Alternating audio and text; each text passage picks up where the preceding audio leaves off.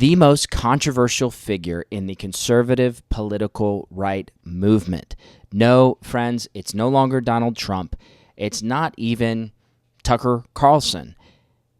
Candace Owens, ladies and gentlemen, Candace Owens. If you speak that name at Thanksgiving, get ready for an argument. If you bring it up at the holidays, at Christmas holidays this year, be ready for a major divide, because this woman currently is shaking the house and, as some would say, bringing a political divide within the right-wing conservative Christian political side of the spectrum. Today, we're going to talk about Candace Owens and TPUSA, Charlie Kirk's legacy. Is what she's doing right? Is she an absolute nut job? Should TPUSA have a conversation with her, or should the world begin to ignore her and just put her in the psych ward like people are saying? Let's get into it. My name is Blaise �𝐓. I host the Blaise 𝐐𝐓 podcast, and this show exists to encourage you in your walk with God and to help you make a positive impact in this world for Jesus. Guys, let's get right into it right now. The most controversial figure on the political right, Candace Owens. TPUSA has responded to Candace Owens. If you guys have been following the story, which you can't get on X, formerly known as Twitter, or even Facebook these days without seeing the information about Candace Owens. And I'll say this, so many conservative Christians look at Candace and say, she is an absolute nut job, she is demonized, she's crazy. And within the charismatic right-wing evangelical movement that I'm a part of, I see tons of my friends and tons of people out there saying she literally is demonized. That's one take that I see all over the place. But I can't ignore the fact that this woman has over 1 million views, sometimes over 2 million views on each and every episode. Now, that popularity does not equal solid content by any means. Sometimes it just means you got really salacious content that brings a lot of people to the channel, and that could very well be the case. But are the claims of her psychosis real? Are the claims that she's an absolute nut job real? Or does she make some valid points? Because I'm noticing on the right and on the left, you've got people that claim that she's an absolute nut job. Then people on the right and on the left are also claiming that she has very valid questions and valid points. Now, many over the last 3 to 4 months have tried to make it regarding Charlie's legacy, saying that Charlie and her were no longer friends, that they were completely distanced, and that there was no connection there. She seems to have shown some text messages that have proved otherwise, have shown otherwise, that their connection was not just from 2018 or 2016 or 2019, but even as in the last year. Others have said that she was no longer on any TPUSA staff or spoke at any TPUSA events. In fact, Patrick Bet-David brought on Eric Bolling about 3 months ago, who was supposedly a board member of TPUSA, and Eric Bolling said, yes, she hasn't been in contact or any events in many, many years. She hasn't spoken at any events in many, many years. Well, Twitter took him to task because pretty quickly, it didn't take much deep research from AI to find on the TPUSA website that Candace Owens was still marked as a staff member, even at the time of Charlie Kirk's death. And she was also found to have spoken at an event as early as 2024, as late as 2024. And so the issue to try to completely distance her from TPUSA seemed to backfire when you just did some basic research. So what's been going on over these last 3 months? Candace Owens is continually lobbing accusation as she asks questions, that the accusations are toward TPUSA. And I'd say, actually, frankly, she has said very straightforward that people within TPUSA betrayed Charlie. She seems to insinuate that there was knowledge of a plan to assassinate Charlie, and that it was allowed to happen, is what she seems to insinuate. she goes on, and mainly what I've noticed, and I'll say I hadn't watched her that much until the last month or so. I'd seen her in the past, and one of the things that I really did not like about Candace was that she platformed Andrew Tate. Don't like Andrew Tate. Don't like the way that he womanizes. Don't like his sexual ethic. He and his brother claims to be a Christian while treating women like garbage and acting like Old Testament polygamy is real, but they don't marry any of them. They just run an OnlyFans pornography business. And so the fact that Candace Owens platformed him was deeply, deeply concerning to me. And I called her out on that in a video months and months ago, which she probably did not see. We are a small channel over here. My wife and I run a larger channel over at Wake Up and Win Podcast, where we cover corruption in the charismatic church and across evangelicalism, and that is a channel that we've been running for the last 2 to 3 years. I will say on this channel, I tend to be a little bit more vocal on more topics. That's why we're talking about this. So today I wanted to dive in, and I've already done 2 on this over the last 2 months, but I wanted to dive in on this because Candace has been, I don't know if the word's invited, but she was invited apparently by Blake Neff, not as a guest. He said she was not invited as a guest, but she's invited to join TPUSA on December 15th for a conversation addressing all the allegations that she has pointed toward TPUSA. Let's go and look at this tweet right now. So here is that original tweet from Blake Neff that he put out on December 4th at 1:21 a.m. I do find it strange, okay? I do find it weird. Now, I wouldn't put it past just to be a random thing, these guys just to be like, we're just doing this. It's, we're annoyed by her. Let's just do this. Let's post it right now. I still think it's weird. 1:21 a.m. posted, the live stream we announced on the show Wednesday has been set at 4 p.m. Eastern, 2 p.m. local time on Monday, December 15th. A collection of Charlie's friends will respond to statements made by Candace Owens. To set the record straight once and for all, prior to the opening of America Fest, we'll be live streaming from Charlie's Phoenix studio. Our offer from today holds if Candace wishes to join in person in Phoenix. I think this is interesting. They said, if Candace wishes to join in person in Phoenix, she is welcome to do so. She can let us know by the end of today. So what's he saying? He's saying 1:21 a.m., you have till 5 p.m. at the end of the day, or 10, who knows, whatever, by the end of the day, right, on December 4th. So this is very early in the morning. So Candace apparently wakes up to see this, and let's see how she responded. All right, so here's Candace saying, kind of weird you didn't email or call me to ask about times or availability and chose to instead tweet this confirmation out at midnight. Why am I learning about this on X? December 15th does not work in person, and 2 p.m. Pacific time is also literally the time I do my podcast live every day, which you knew. But we will happily cancel the daily podcast and will join you guys virtually instead for the live stream on the 15th, if that works on your end. Question mark. Let's lock it in. Question mark.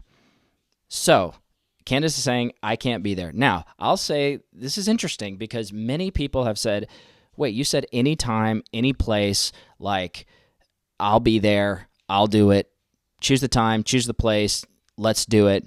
And then when they choose a time and a place, she says, well, I can't make it, but I can make it virtually. So here's the real question that I have, because I feel like I'm watching so many back and forths about this whole in-person versus virtual.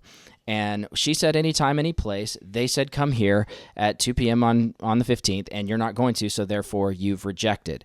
Well, she says, I'm happy to be there virtually. Now, in 2025, when somebody says anytime, any place, I'll be there, and they say, well, yeah, I'll be there virtually, it doesn't really make that big of a difference. Now, people will say, no, it does make a big difference. It's a huge difference if you're in person because you can see people in the eyes. You interact with them differently.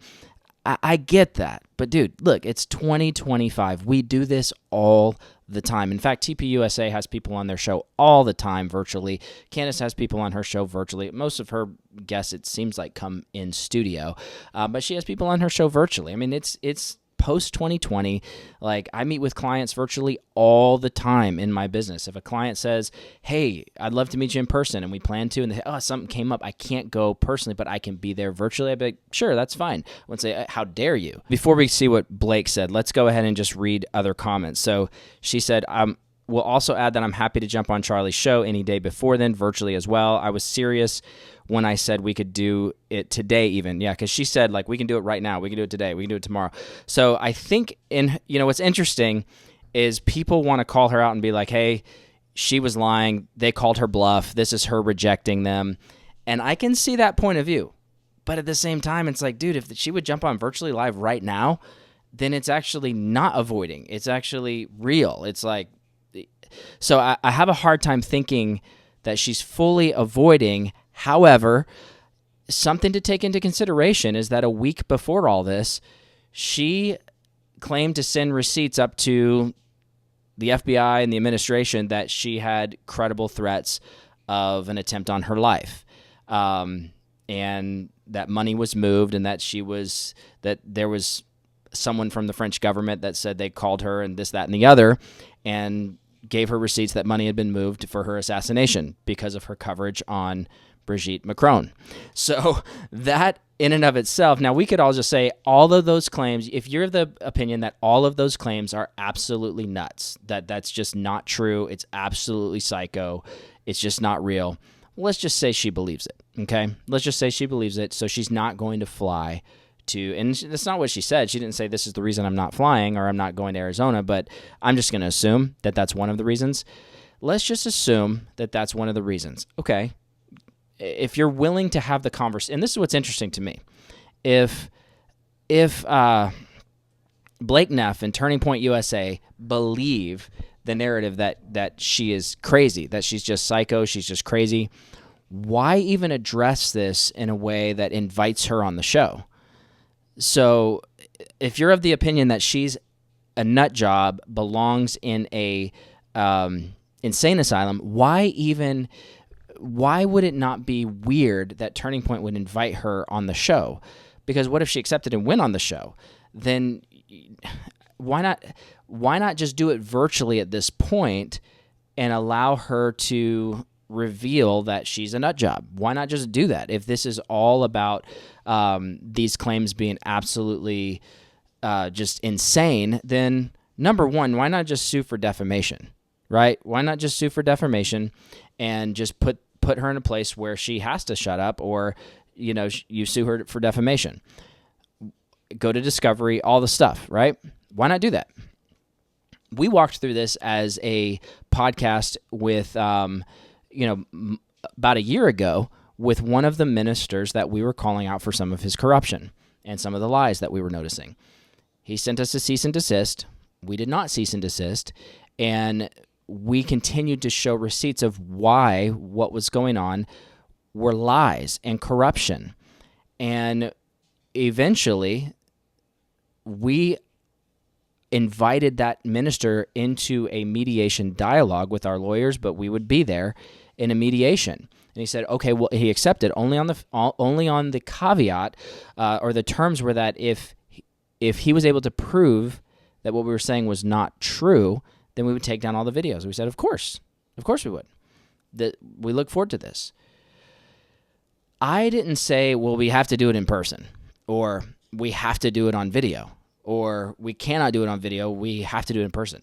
Like, I feel like doing that is so strange. In fact, we were going to do it on video because that's 2025. Like, why wouldn't we, right? Well, he ended up ghosting and not doing it. And frankly, the fact that he ghosted showed us that the claims we made on the Wake Up and Win podcast regarding this minister were likely true. And this was Dr. Michael Brown. And so I'm watching this play out, and some things are sticking out to me, frankly, that are reminiscent of things that I watch in the church culture with corruption. When Dr. Michael Brown refused to address properly the allegations of sexual misconduct from his past, as well as other things, he said when he went on the Mercy Culture podcast, he said, this will be my one sin for all. This will be my one sin for all dealing with this issue. Well, the reality is it's not once and for all. He dealt with it on Mercy Culture podcast, but we've seen podcasts afterward that pointed out, Mike Winger and Ron Cantor pointed out 10 different lies from Dr. Brown on the Mercy Culture podcast. Well, I'm seeing something that feels, correct me if I'm wrong, but it feels similar when you have TPUSA saying this will be the once and for all dealing of this issue of Candace Owens. And the fact that she's not able to be there in person, it feels like it's disingenuous because they're not having her come on virtual. It just seems very, very strange and reminiscent of cover-up culture. But you can correct me if I'm wrong. Let's go and actually look and see what some of these comments under their post were. So look, Candace responded, and that she would do it anywhere, virtual, etc. And she said, it's easier to move things around with the kids and find someone to sub for my morning homeschooling. Now, people could say, like, hey, that's cowardice. Graham Allen says, this is cowardice, and in person is never going to happen. Candace says, no, Graham, cowardice is you cashing checks from PragerU, Let's see. So Evan Kilgore says, it's actually insane that they didn't even contact you to work out a time and a date. Extremely disingenuous. They extend an offer, you accept, and then they don't work out a time with you. Sounds more like they want a gotcha moment. Ruslan says, you have 11 days. Figure it out and make it happen as a 3.5-hour flight and do it in person. You said you could pick the place and the time, right? So this is really, really interesting. There's clearly a back and forth, and the perception is pretty split over this issue. So while this is happening, then Blake Neff ends up kind of doing a final response to this, and he says, let's go find it, because he basically says, you're not coming. Okay, here it is. So he said, yesterday we made it clear that we'd be scheduling a formal response to the allegations and accusations you've made. We decided that response will be delivered during a live stream on December 15th. Thank you for your response, letting us know you will not be joining the in-person conversation. We will be proceeding without you. Hey, this is weird to me. This is strange to me. It seems like if they're inviting her, now for many of you, you'd say it seems like they're inviting her and she said she'd go, she'd just go. Well, okay, go, Candace, go. Just get on a plane and go. You know, if you're scared, get on a private plane. You probably have the money to like do some type of protected security service travel situation. Just go. Now, at the same time, I wouldn't put if there is any level of deep corruption and she truly thinks that there's a real threat to her life, then of course she wouldn't travel across the country to do something in person with people she believes have ill motives, because that seems to be the case, is what she believes. And again, back to it, many people just say she's crazy. This is absolute nut job. Well, if she's a nut job, and if TPUSA thinks that she's a nut job, then was Charlie friends with a nut job? And why are they inviting the nut job to come in person? Why are they doing that? As always, this episode is brought to you by Wake Up and Win Life Insurance. I'm an insurance broker for life insurance with annuities, index universal life, term life insurance, whole life insurance, pretty much anything under the sun when it comes to life insurance. Been doing this for almost a decade, helped hundreds of clients across the United States. If you are in need of a life insurance policy review, taking a look at your policy to find out what gaps you may have in your policy or for your family, then click the link below and I'd be happy to talk to you. Or if you've never shopped for life insurance and it's kind of an intimidating thing, I broker between over 20 different A-rated life insurance companies. I can shop, find rates, and at least have a good conversation to help you understand what is available for you. So, I mean, yeah, you can't really have it one way or the other. She's a total schizophrenic, nut job, paranoid schizophrenic, and she's just, psycho, belongs in a insane asylum. Okay. So why are they inviting her to have the conversation in person? What if she did make it happen? What if she went? Are you saying that she's an absolute nut job and you're inviting her to have the conversation in person about nut job things, like about all this stuff? It seems odd. And so it feels like in a negotiation, in a situation where you're negotiating back and forth about something like this, that the one to finally put the offer on the table, you go back and forth. Well, hey, I cannot come. Now, why she can't come, I don't know. I mean, people have pointed out her husband's birthday is on the 15th, so that's kind of an odd coincidence that her husband's birthday is on the 15th. She has her live show every day, etc. But I mean, dude, you've been doing this about this topic for 3 months. It's probably time to deal with it with them. The fact that they're inviting you, maybe you should just get up and go. But regardless, the fact that she says she can't and she's willing to jump on a live today, tomorrow, the next day, the 15th, 2 p.m., whatever, it feels disingenuous to not accept that. So this is an interesting thread here. As you read these comments, Jimmy Dore says, wow, I knew you'd pull something, and here it is. Everyone, including you, knows that's not how you book a guest on your show. You are supposed to contact them and find a mutually agreeable time and a date, and don't publicly announce the date before it's confirmed. It's transparently obvious what you've done here. But you're shady, including all the pastors you're associated with. Nice ratio, by the way. Yeah, I mean, he did get ratioed. So it's interesting. These types of things remind me a little bit of 2016, when lots of people supported Donald Trump without saying they did, but the numbers showed that they did. And the louder people were the people that were against him. I kind of get this feeling with the Candace Owens situations with TPUSA. The ratios show something that's completely different than what some of the biggest influencers say, but neither here nor there. So then Blake says, of course it's not how you book a guest. We are not booking a guest and never said we were. We are delivering a response to several months of escalating harassment and lies. She was given the opportunity to join, and she declined. So there you have it. He says, we weren't booking a guest. We didn't invite her as a guest. Well, I mean, we might be splitting hairs here. You invited her to come to the show and join the show. Is that a guest? I mean, I guess that's a guest. So you could split hairs on if she's a guest or not. But you said Candace is welcome to join us live in person for this. So my question is, was she invited to join live in person and discuss it with them, or just sit and listen to a monologue? That's kind of what I'm wondering. Was this planned to be a monologue discussion with the friends of Charlie Kirk, while Candace sits there and listens from kind of by the producers and just sits there and takes notes oh, okay, this is helpful. This changes my mind about everything. Now, the thing that's hard for me here too, guys, is that Charlie Kirk was the type of guy, whether you love him, whether you don't like him, Charlie Kirk was the type of guy that discussed these ideas with people consistently. He openly dialogued with many, many different people, many aggressive people he dialogued with. So open debate and dialogue is something that TPUSA is known for. So I kind of wonder, as I'm watching all these people say, oh, look, Candace is dragging Charlie's legacy, into the mud, etc.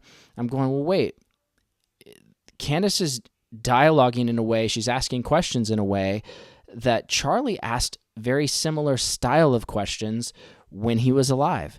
One of the most striking questions that I saw Charlie ask was on the PBD podcast in October of 2023, when he was asking about the situation about October 7th and why the Israeli IDF response was so slow when they are not usually slow like that. And he asked very valid questions about that. Now, you could say, that's a conspiracy theory. That's a conspiracy, Charlie. Okay, well, he was asking the question, and the dialogue was open. And that dialogue continued to happen over the next 2 years about those types of issues, including Israeli donor support, situations with Gaza and all that. He continued to have that open dialogue and ask those questions in a way that was respectful, and it was always an open dialogue. So as I'm watching this happen, Candace is having conversations on her show. She's asking these questions on her show, and millions are tuning into it and commenting and bringing up information, etc.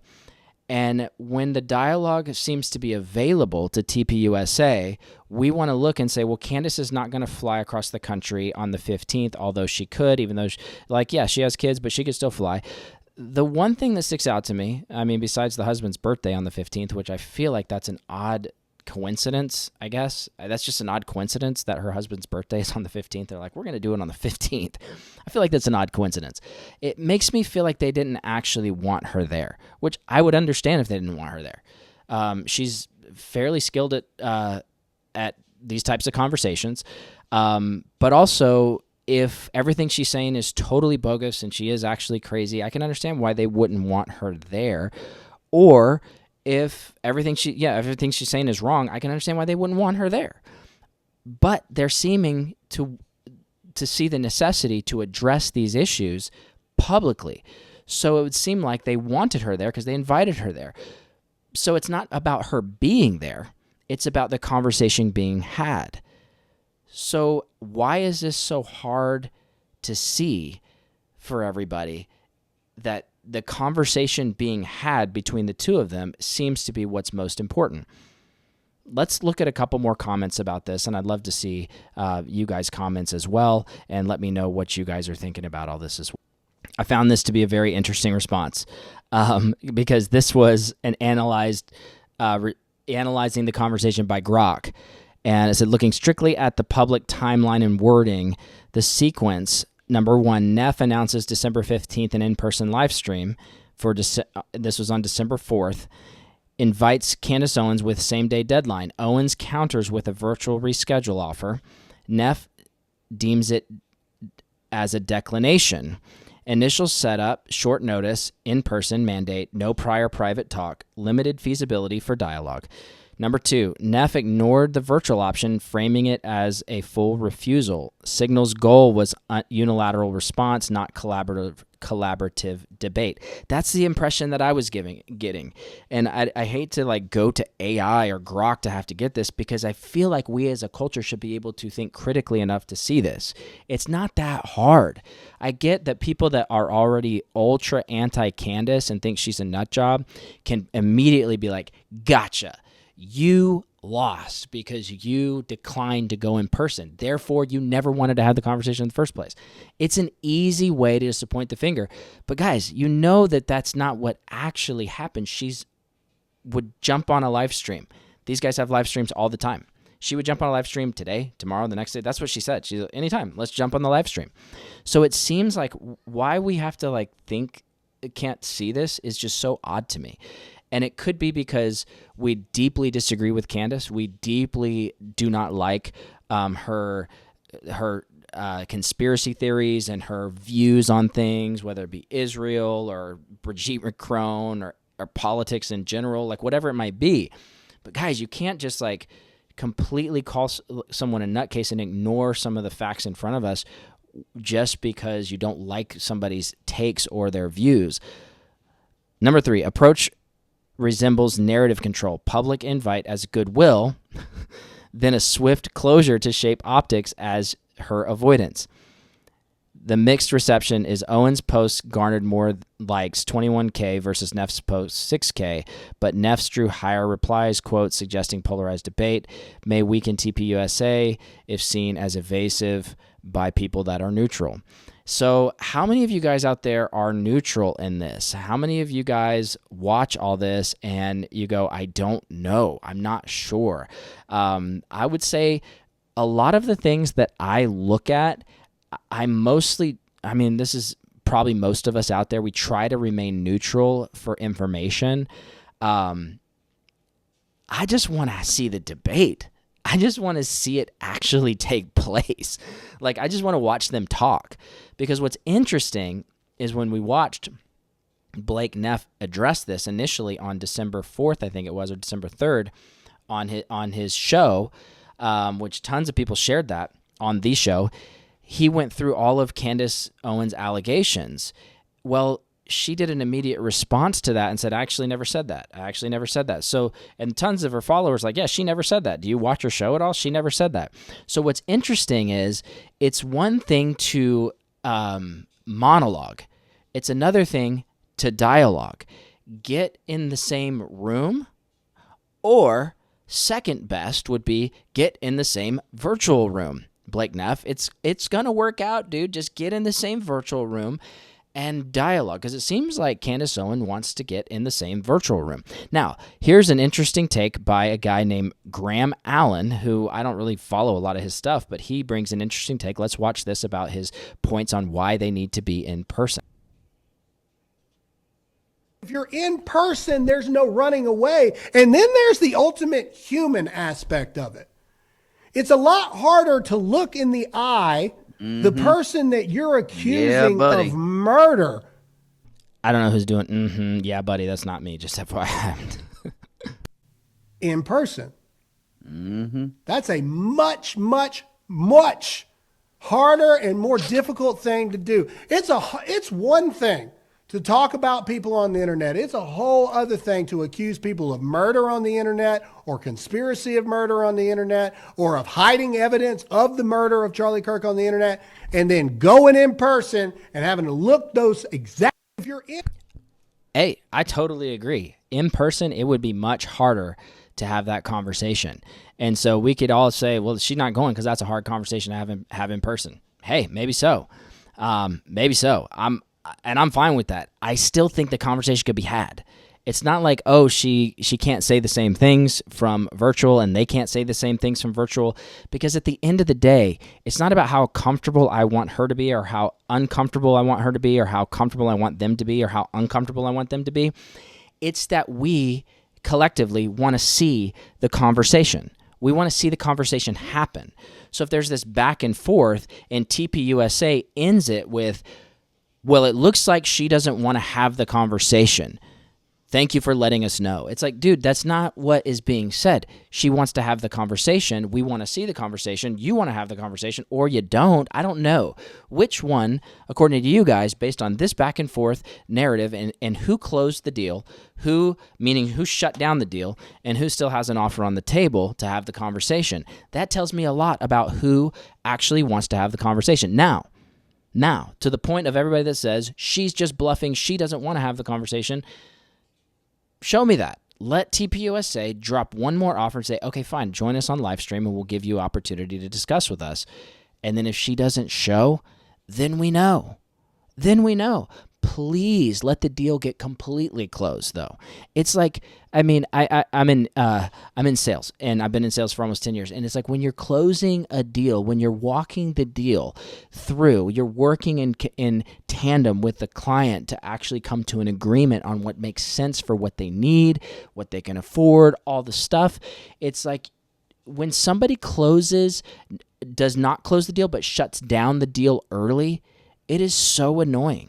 Whether it's the sales guy or it's the client, it's both annoying when one person just kind of goes, well, you're annoying and I'm done talking to you. You clearly won't meet me exactly where I want to be. I'm done talking to you. It's like if both, I mean, yeah, sure, if somebody's not of good faith or if somebody is completely unreasonable, and everybody could say Candace is completely unreasonable.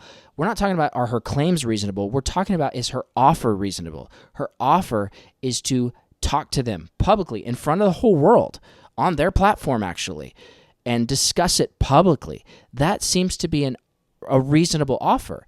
Now, is the in-person offer from Neff reasonable? Yeah, it's reasonable. It's totally reasonable. Did she deem it reasonable? No, she didn't. But she's still wanting to have the conversation. So is a virtual conversation unreasonable? I don't think so. Let's look at some more responses here from different people and see what people are saying about this. So here's Ruslan. He says, you have 11 days to figure out a way to make the 3.5-hour flight, do it in person. You can pick the time and place, right? Then this guy says, totally, if I had a death threat, confirmed real or not, I would also totally announce to the entire world I'm going to be in another city at a certain location, certain time, place. What's so bad about virtual? So this guy's basically saying like, hey, if I had a death threat, I probably wouldn't say, hey, I'm going there on the 15th, be there at 2 p.m. Ruslan was responding, and he said, virtual is terrible for anything confrontational or tense, specifically with the delay. I think it's interesting take because simply put, like I look at, who was it? Wes and the guy from geez, the guy from Ancient Aliens, when they had that confrontational, intense debate that I think Ruslan commented on a bunch, that was confrontational and intense, and there was a lag and a delay, and I think one person got booted off at one time. Everybody was fine with it. We all handled it just fine. It's completely fine. I don't understand, and I would actually encourage people just to start pushing for TPUSA to have her on the 15th virtually. Like, why not everybody get on the bandwagon and push TPUSA to have her on virtually? Because I think the conversation needs to happen. But at this point, I don't think it's Candace that's stonewalling a conversation. I think it's TPUSA that's stonewalling the conversation. What do you guys think? Let me know in the comments below. I want to encourage us to push TPUSA to have this conversation so we can maybe put this to rest. Because the reality is, if this conversation is not had, even on live stream, if they don't do this, if they don't respond positively to Candace's question, if she can live stream in on the 15th, then this will not stop. It will not be put to bed once and for all. This conversation will continue, and I think it will actually cause good faith supporters, who some already have, to lose trust, complete trust in TPUSA. Let's have this conversation. Let's have this debate. Put it online so we can all see it. All right, guys, that said, I'm out of here. Have a good one. Peace out.